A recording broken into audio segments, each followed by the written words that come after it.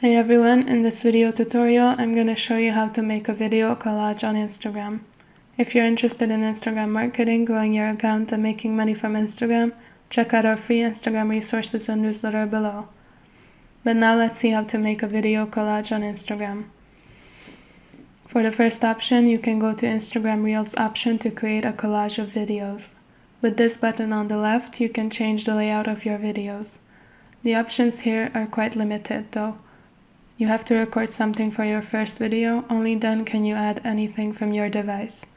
And after all this, you can't even resize them or change their order. So I recommend using another app. What I'm going to use is called InShot. With this app, you're able to add more than one video and then resize them as well. Now all you have to do is export the file and you have a video collage to post on Instagram. I hope you found this tutorial useful. Don't forget to check out our Make Money with Instagram checklist for free, or the Instagram Growth Checklist, other Instagram marketing resources and deals. Also, we have a free weekly Instagram marketing newsletter for which you can sign up below. And last but not least, if this tutorial was not up to date, make sure to check out our more detailed and updated tutorial blog post as well, which you can also find in the video description below.